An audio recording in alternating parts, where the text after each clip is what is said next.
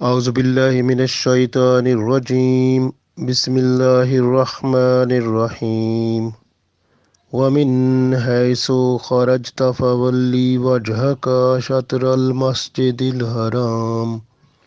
وإنه للحق من ربک وما اللہ بغافل عما تعملون ومن حيث خرجت فولي وجهك شطر المسجد الحرام وحيث ما كنتم فولوا وجوهكم شطره لئلا يكون للناس عليكم حجة إلا الذين ظلموا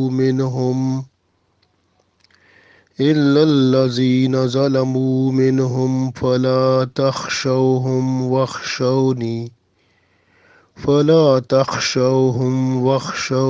ولأتم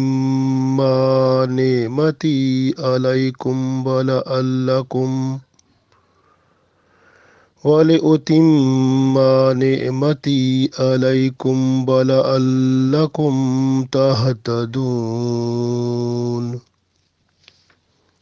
عزیز دوستو، السلام علیکم ورحمۃ اللہ وبرکاتہ۔ سورۃ البقرہ آیت نمبر 149 اور 150 تلاوت کی ہے۔ اس میں اللہ تعالیٰ قبلہ کی طرف جو اللہ تعالیٰ نے سمت مسلمانوں کے لیے متعین کر دی تھی، اس کے بارے میں اللہ تعالیٰ ارشاد فرماتا ہے،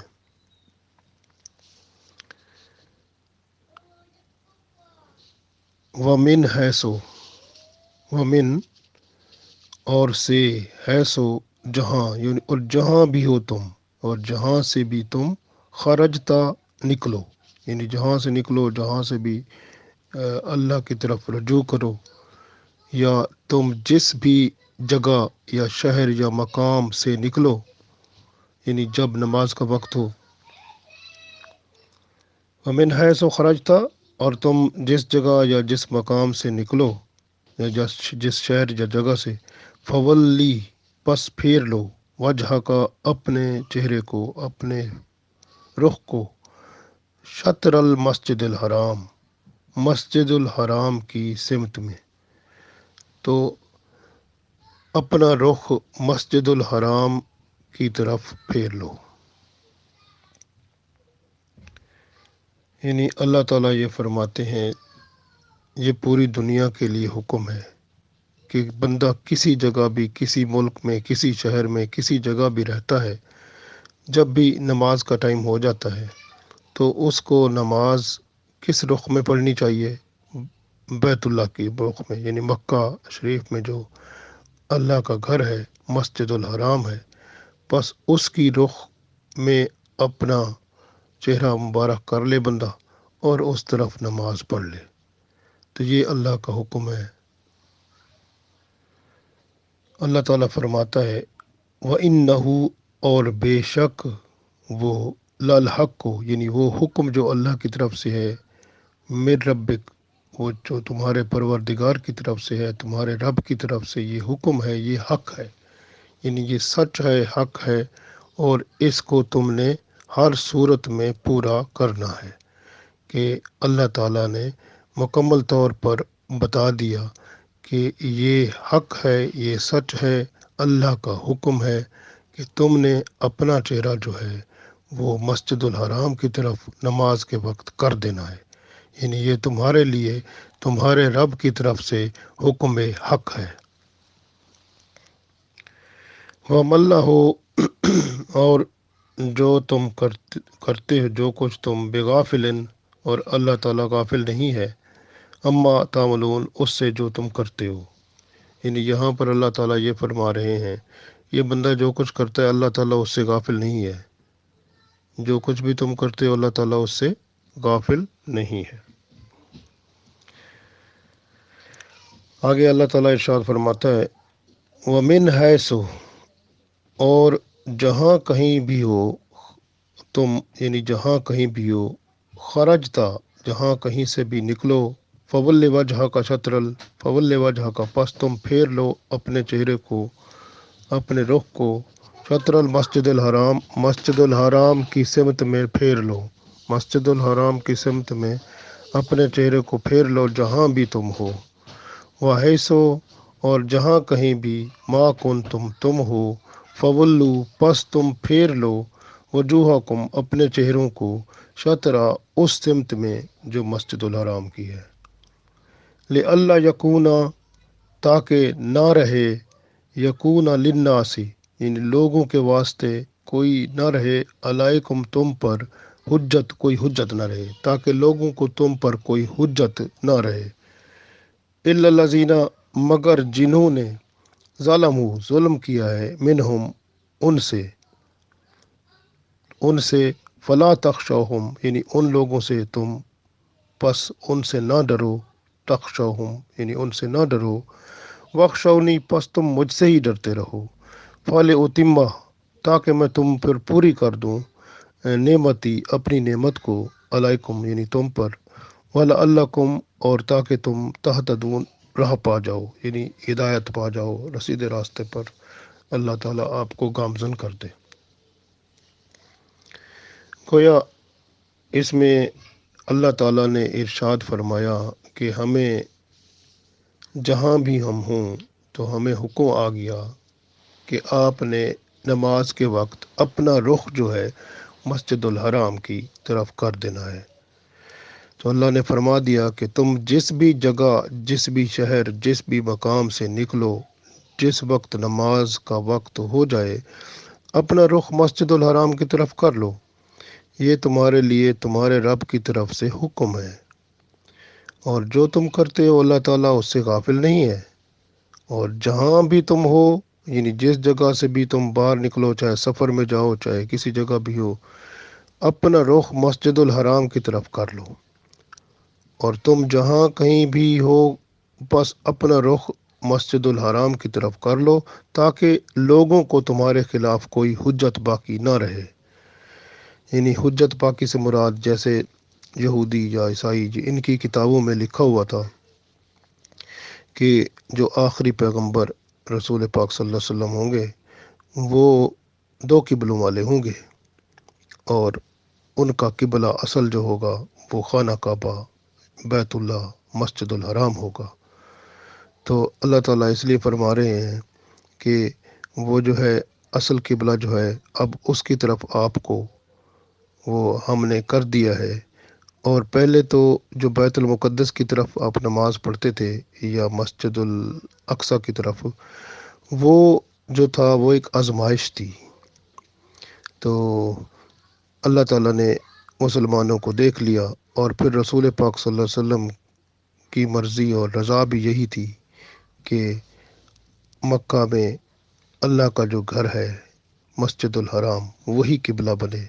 तो अल्लाह ताला ने उसको किबला बना दिया, और अल्लाह ताला ने ये बता दिया कि वो लोग जो यहूदी हैं या अहले किताब जो वो लाजमी ये कहेंगे, ये हुज्जत रखेंगे कि अगर आप इस तरफ मुकम्मल तौर पर ना फिरे तो वो कहेंगे देखो जी ये तो हमारे किबले की तरफ नमाज़ें पढ़ते हैं। तो अब जब किबला फिर गया तो फिर भी वो बातें पता है क्या कहने लगे, वो कहने लगे अजीब लोग हैं, यानी मुसलमानों के बारे में कहते थे अजीब लोग हैं कि इनका जो किबला है अब वो बदल गया है। तो वो तो इन्होंने किबला बदल लिया है, अब कुछ अरसे के बाद इनका दीन भी बदल जाएगा और इनका दीन हमारा दीन ही हो जाएगा, यानी हमारी तरफ ही आ जाएंगे। तो लोगों को जो है ना ये भड़काते थे इस तरह मुख्तलिफ़ किस्म की बातें करके। कुछ उनमें से ये भी कहते थे कि देखें जी आपने किबला बदल लिया, आपका किबला जो है ना वो इब्राहीम अलैहिस्सलाम का बनाया हुआ घर अल्लाह का जो है वो हो गया, लिहाजा इब्राहीम अलैहिस्सलाम का दीन हमारा है, बस अब आप लोग आहिस्ता आहिस्ता हमारी तरफ आ रहे हैं तो हमारे दीन की तरफ आ जाओगे। तो इस तरह की बातें यहूद और नसारा ये बातें करते थे और मुसलमानों को वर्गलाते थे। तो अल्लाह ताला ने उनकी इन सब बातों को, इनकी बहस और मुबाहसे को ظلم قرار دیا۔ اللہ نے فرمایا یہ ظالم ہیں، یہ ہٹ درمی جو کر رہے ہیں، یہ منافقین اور یہود جو ہیں، یہ ان کی ہٹ درمی، حسد اور تعصب جو ہے، یہ جو زہر اگلنے سے یہ باز نہیں آئیں گے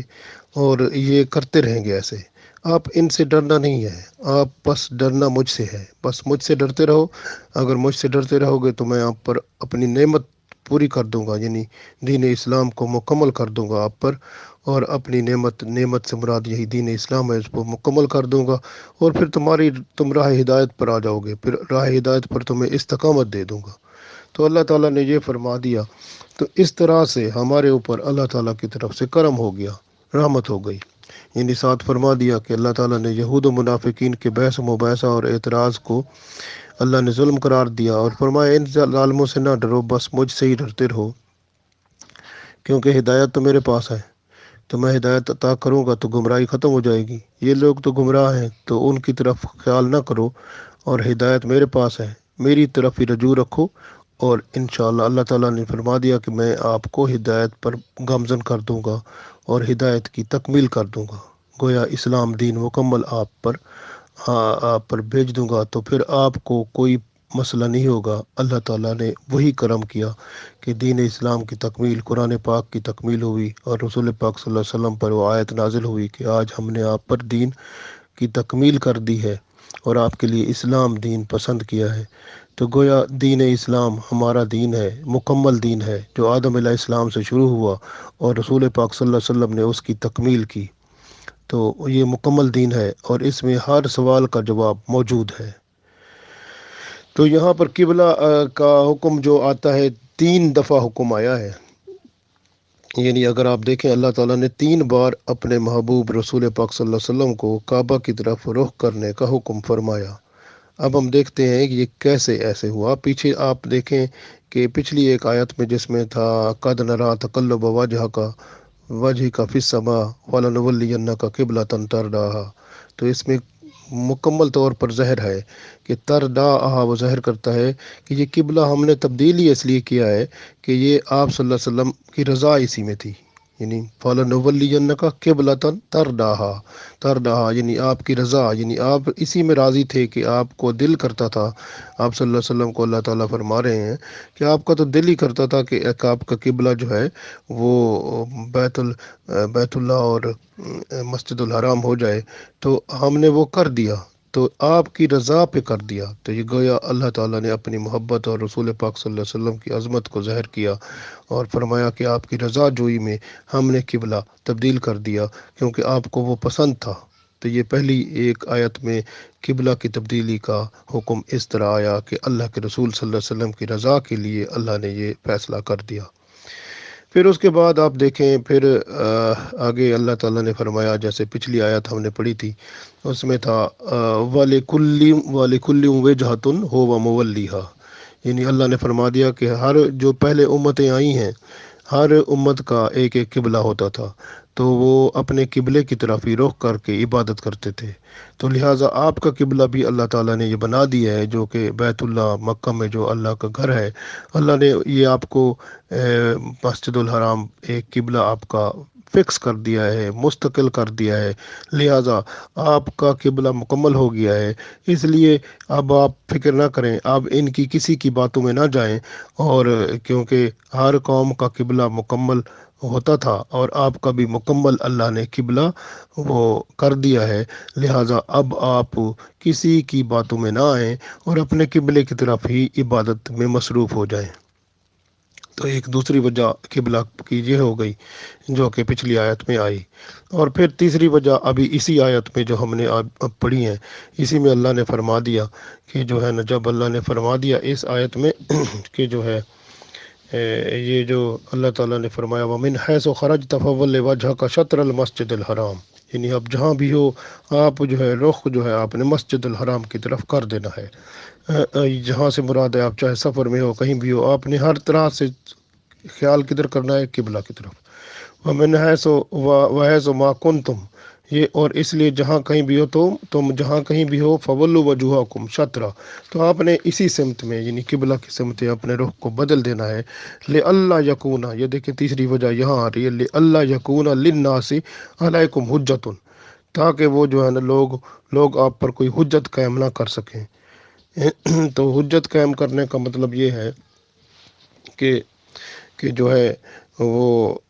یعنی اللہ تعالیٰ نے یہ واضح کر دیا کہ ہم نے کعبہ کو مسلمانوں کا قبلہ اس لیے بنایا ہے کہ یہود مسلمانوں کے خلاف حجت قائم نہ کر سکیں، اس لیے کہ ان کی کتابوں میں مذکور تھا کہ آخری نبی صلی اللہ علیہ وسلم کا قبلہ خانہ کعبہ مسجد الحرام ہی ہوگا۔ اور یہ جو بیت المقدس جو قبلہ یہ بنائے ہوئے ہیں، یہ تو یعنی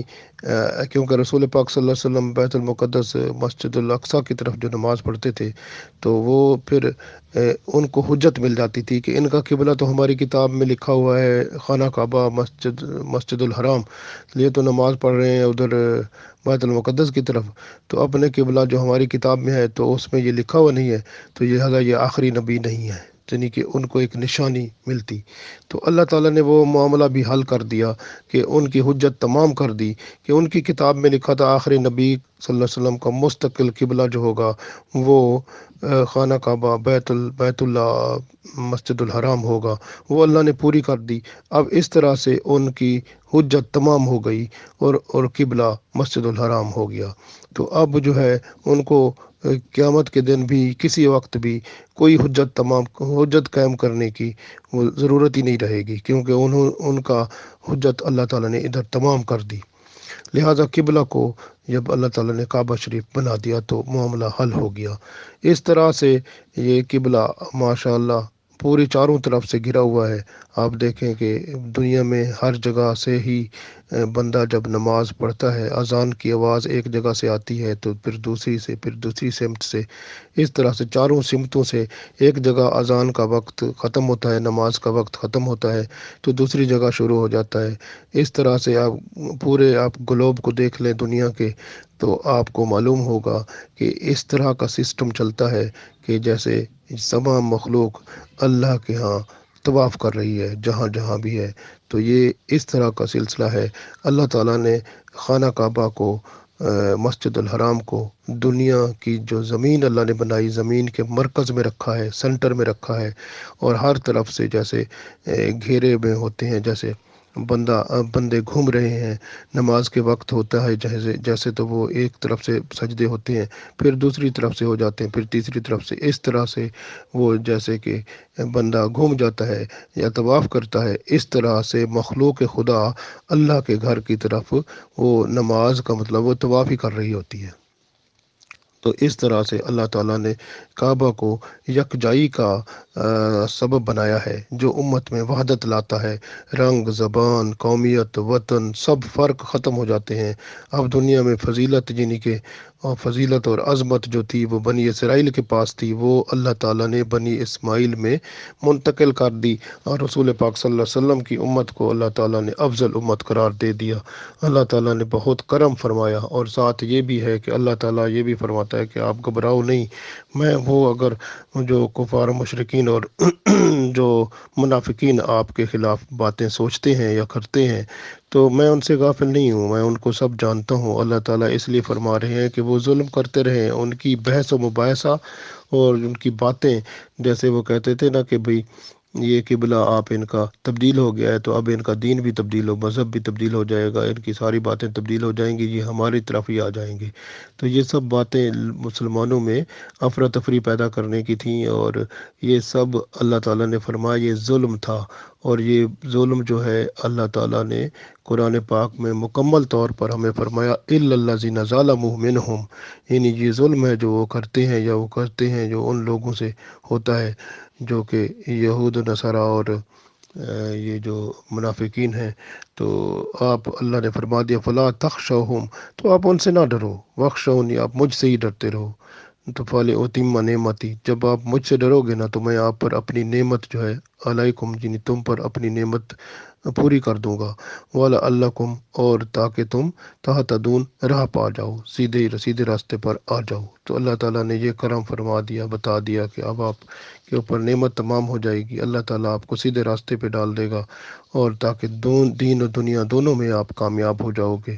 اس لیے اللہ کی طرف ہی ہمیں رجوع کرنا چاہیے، اور آپس میں اتفاق، اتحاد و پیار، محبت، خلوص کے ساتھ رہنا چاہیے، تاکہ وحدت کا رنگ جو ہے وہ رب کی رحمت کو لاتا ہے۔ اللہ تعالی ہم سب کو یہ عطا فرمائے، آمین۔